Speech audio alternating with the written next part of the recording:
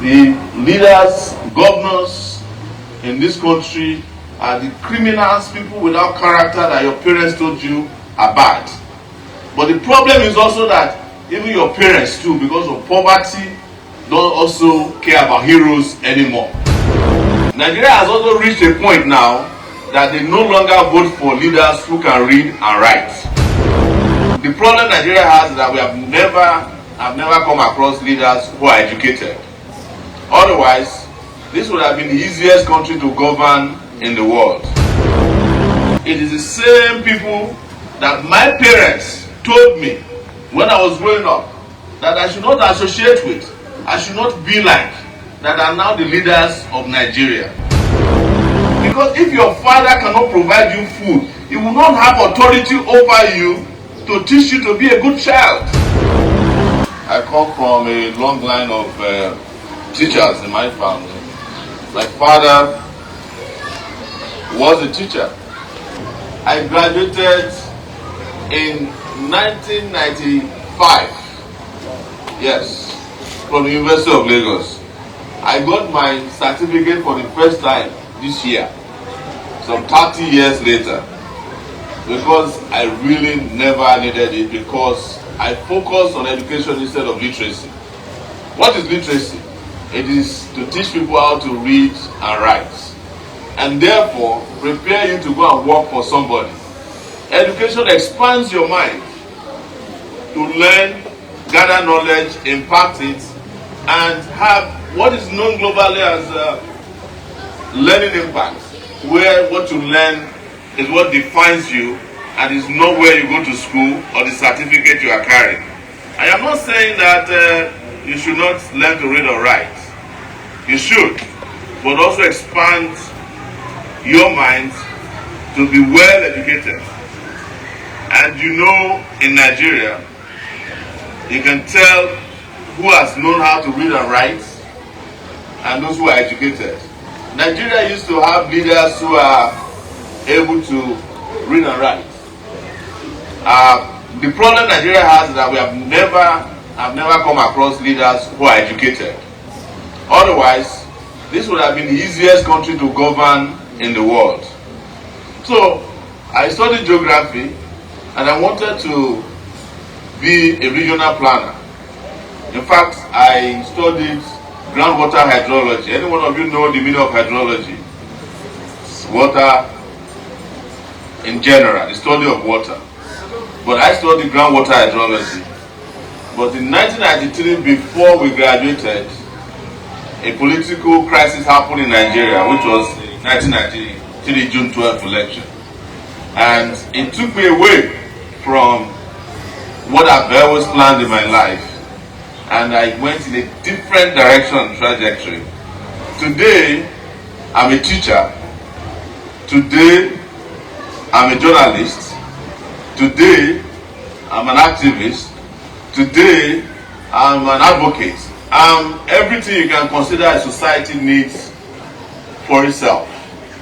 People have called us all kinds of names, including change agents. People in government call us troublemakers.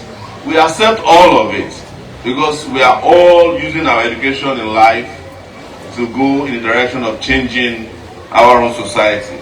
Unfortunately, Nigeria has also reached a point now that they no longer vote for leaders who can read and write. Most of the governors in this country cannot even read and write anymore. They need somebody to do the reading for them and the writing for them. Then they manage to read it to you the same thing they have been reading since 1960 or even before then. But I'm aware that today we are supposed to appreciate teachers. And like I told you, I taught for 10 years in the US at two universities. And this is a part of me that most people don't know, that I'm also a teacher. People they call them in the US, they call us professors, but in Nigeria they call us lecturer. I was a part-time lecturer teaching post-colonial Africa history. And I'm aware that Nigeria no longer also teach history. Because if they teach you history, some of you will be on the streets with your parents running after Nigerian leaders to see the bad things they did to this country. They don't want you to know the bad things they did in the past. That's why they don't teach history. But history happens to be one of the most important subjects in the life of any country. Because if you don't know the past, there's no way to navigate towards the future. But they know what they are doing when they removed history from your curriculum.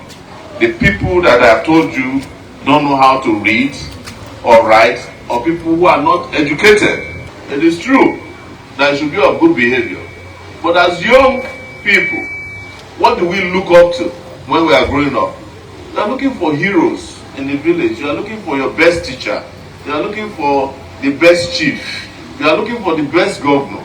You are looking for... Some of us have even heroes that are not Nigerians.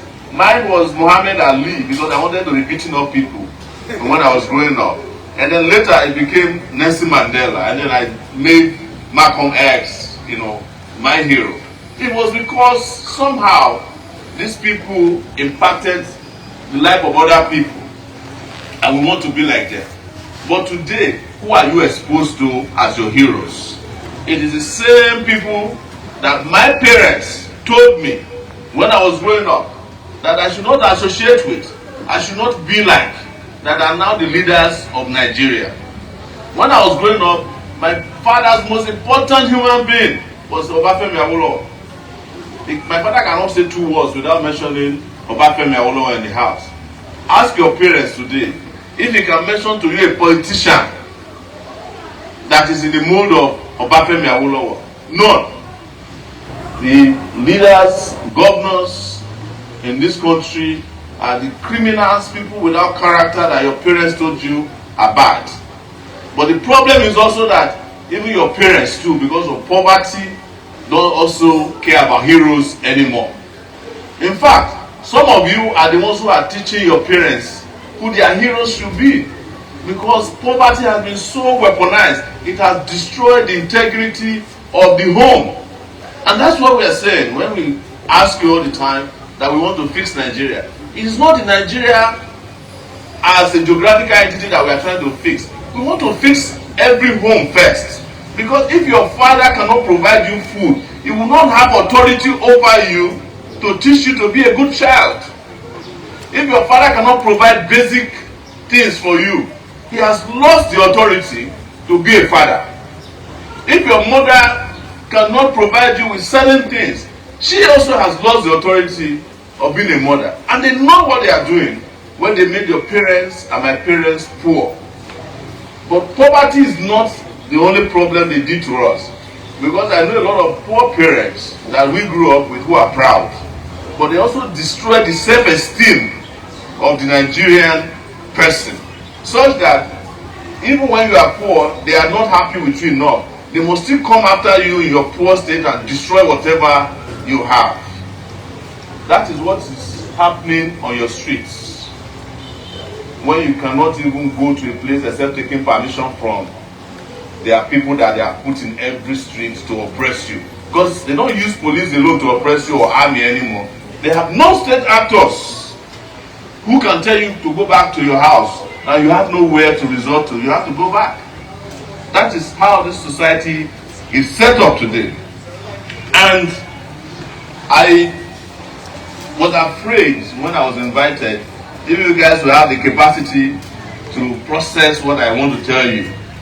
Because I don't want to live here and you go and tell your parents that you met Sowore and any little thing you start arguing with your parents because they said, he told us to argue with our parents. Yes, when you get home, ask your parents questions too. Because Nigeria would not have been like this if your parents asked their parents serious questions. I used to ask my father, who is a disciplinarian, questions. And one of the things I used to ask my father is, why is it that you people didn't fight the people who destroyed Nigeria before you? And my father would say, well, if I can't do it, at least you can do it when it's your turn. Don't accept everything your father or your mother tells you. Ask them questions. Let's have education at home as well. Because part of the reason why you have this docile society is because people are no longer asking questions. People are too afraid to ask questions. Ask your teachers Questions too. I taught mostly in the US. I've never had to deal with difficult students in my life like US students. Even when you teach them something that you are sure, they will still question you. Sir, you said there was independence, the first country to get independence in Africa is Sudan, 1957. They said, what about Egypt in 1928? I had to stop the class, go and check, and come back and say, look, the 1928 independence was not real because it wasn't a flag independence. It is because these days a lot of students are ahead of teachers. Because what or who is supposed to be a teacher? A teacher is a person who is perpetually a student. That's who a teacher is. A person who is constantly learning. The only person who will go home after you finish school to go and do homework is no students. Teachers must also do their homework before they come back to school the next day. In fact, they must do more homework than you so that some of you will not come and disgrace them in the class.